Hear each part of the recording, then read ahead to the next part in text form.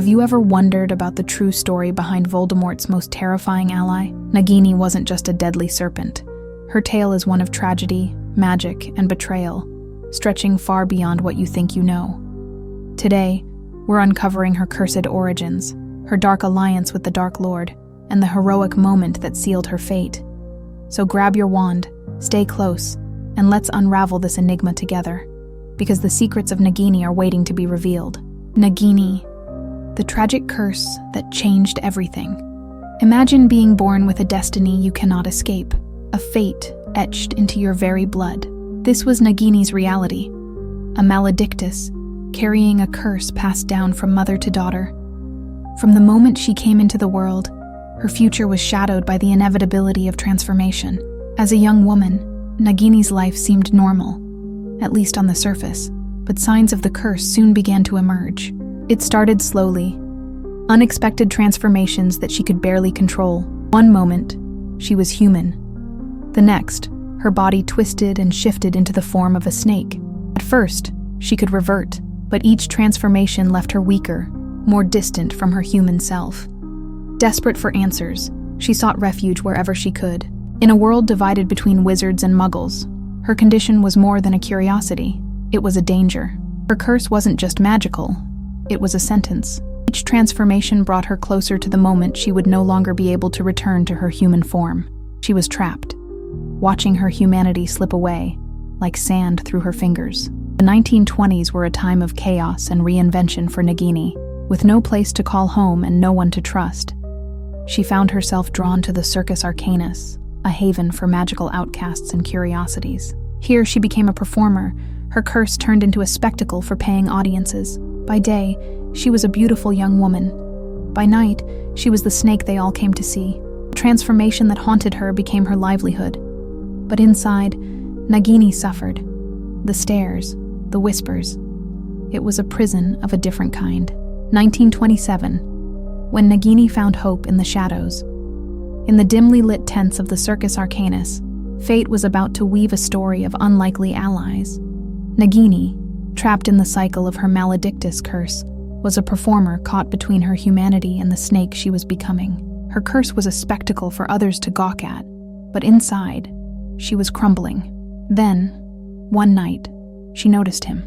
A boy with haunted eyes and an air of quiet despair. His name was Credence Barebone. He wasn't like the others at the circus. He wasn't there to marvel or jeer. He was there because he too didn't belong. A fragile, mysterious young man, carrying a secret darkness within him. Nagini and Credence connected in a way words could barely capture. They didn't need to explain their pain to each other. They could see it.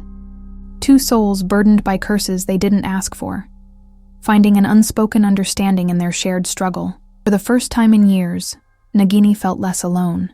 When the chaos erupted in Paris, the world outside the circus beckoned. For Credence, it was a chance to search for his identity, for the family he had never known. For Nagini, it was an escape from the suffocating life of exploitation she'd endured.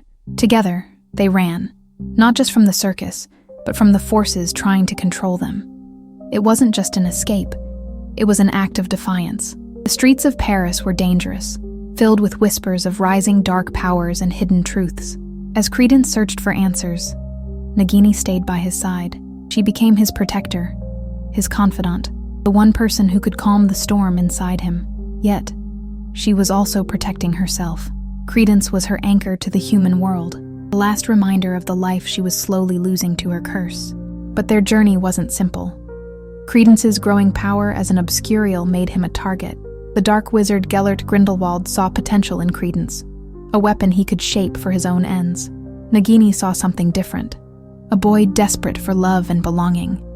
She didn't trust Grindelwald's promises, but Credence's hunger for answers was too strong.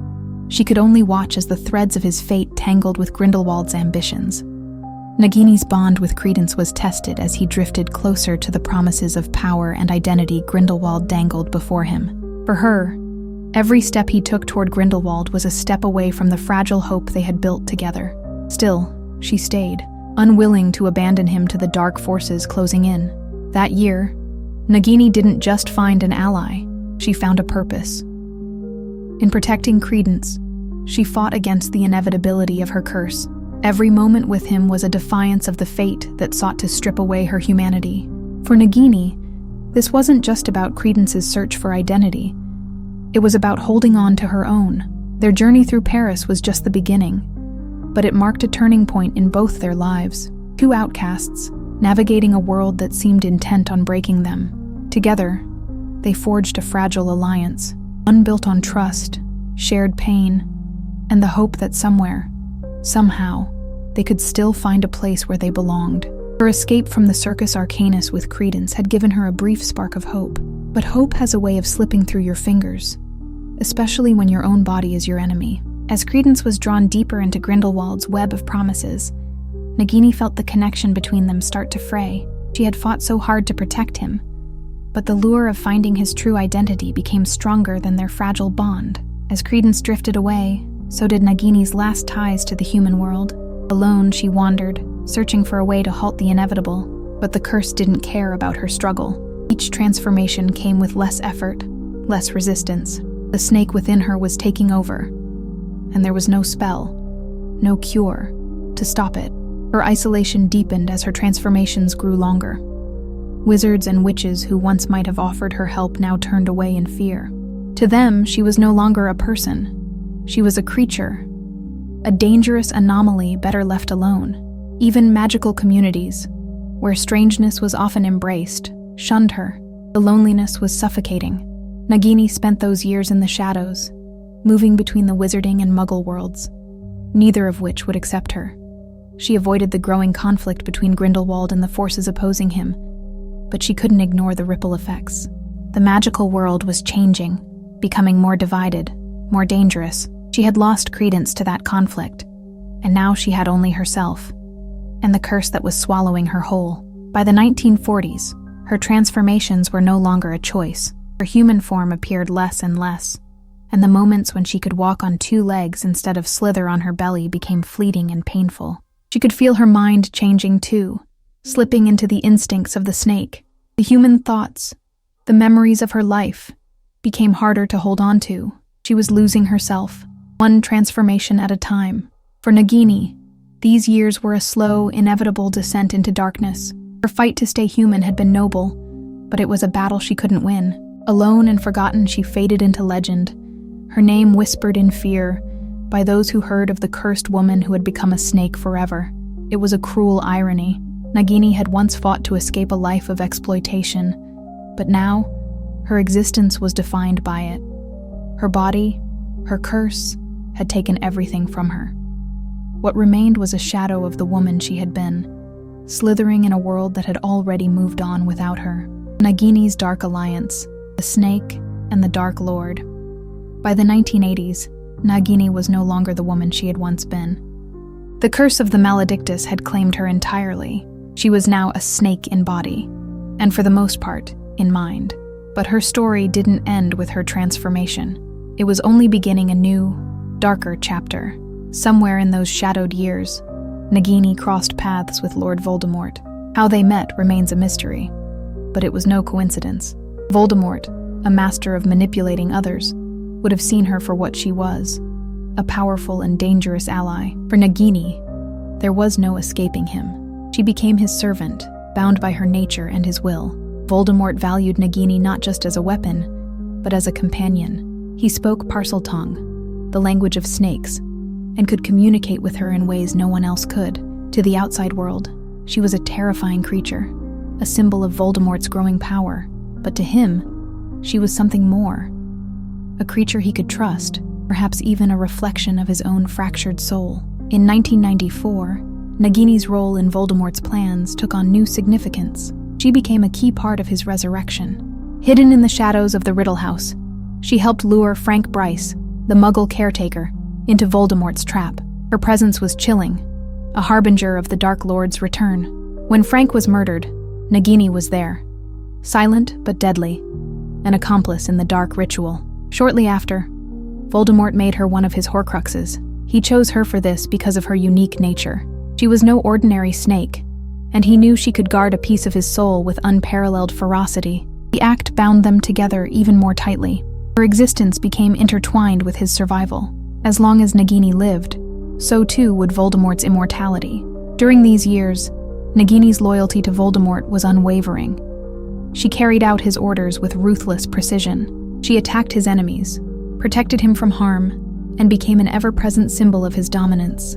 But her life was not her own. Whatever remnants of her human self might have lingered were buried beneath the weight of Voldemort's control. Nagini's most chilling moment came in Godric's Hollow, where she played a central role in Voldemort's trap for Harry Potter. Disguised as the elderly historian Bathilda Bagshot, she lured Harry into her clutches. The attack was brutal and nearly fatal, a reminder of just how dangerous Nagini had become. She was no longer just a snake. She was Voldemort's weapon, a predator with a purpose. As Voldemort's power grew, so did Nagini's infamy. She was feared across the wizarding world, a creature of legend whose name sent shivers down spines. But behind that fear lay a tragic truth. Nagini had once been human, cursed and cast aside, only to become a pawn in a war she couldn't escape. The 1990s saw Nagini's story spiral further into darkness. She was no longer just a servant of Voldemort. She was an extension of his will, a living, breathing embodiment of his reign of terror. But like all stories tied to the Dark Lord, hers was hurtling toward an inevitable and violent end.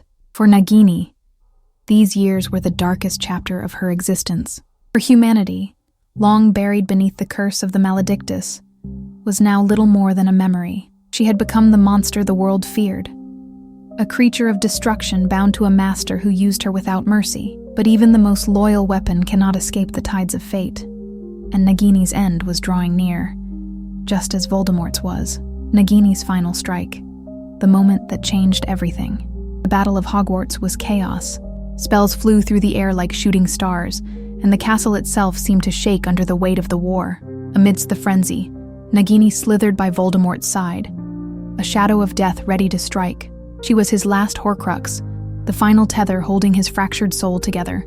For Voldemort, she wasn't just a weapon. She was survival itself. Nagini had always been deadly, but now she was unstoppable. Voldemort encased her in a magical barrier, a shield that made her untouchable. He knew his enemies were closing in. He knew they understood her importance. But Voldemort was confident. His magic was supreme, and Nagini was protected. The final hours of the battle were filled with desperation. Harry Potter, now aware of Nagini's role as a Horcrux, knew what had to be done. She wasn't just a snake. She was the key to Voldemort's destruction. If she lived, Voldemort couldn't be defeated. Killing Nagini wasn't just a strategy. It was the final, crucial step in ending the Dark Lord's reign. As the battle raged, Neville Longbottom emerged as an unlikely hero. Voldemort's forces were overwhelming, but Neville stood defiant. He carried with him a weapon of legend, Godric Gryffindor's sword, shimmering with the magic of countless victories. It was a blade destined for moments like this. Nagini's presence in the battle was palpable. She moved with lethal precision, her fangs glistening with venom. She was more than just a snake. She was a force of nature, but fate had other plans. Neville, battered and bruised, stood in her path. The moment was electric, charged with the weight of destiny. With a roar of courage, Neville swung the sword. Time seemed to freeze as the blade arced through the air. In a single decisive strike, Gryffindor's sword severed Nagini's head from her body. Her death was immediate, her body collapsing to the ground in a lifeless heap. The magical barrier around her shattered, and with it, Voldemort's last hope of immortality. The battle didn't stop, but in that instant, the tide had turned. Nagini's death wasn't just a victory for the defenders of Hogwarts. It was a symbolic moment, the breaking of Voldemort's power. With her gone, he was mortal again, vulnerable. For the first time, the Dark Lord was truly afraid. For Nagini, it was the end of a tragic journey. She had been cursed, exploited, and ultimately transformed into a vessel for darkness. Her death was necessary, but it wasn't without a sense of sorrow. Somewhere deep within her had been a human soul, long lost to the curse of the Maledictus and the manipulations of Voldemort. The moment Neville stood over her lifeless form, sword in hand, became one of the most iconic in the battle. It was a testament to bravery, sacrifice, and the strength to stand against insurmountable odds. And for Nagini, it was a release, a final end to a life defined by pain, manipulation, and loss. Her story ended where it began, as a tragic figure caught in the grip of forces beyond her control. But in her end, she helped bring about a new beginning, a world free from the shadow of Voldemort's tyranny.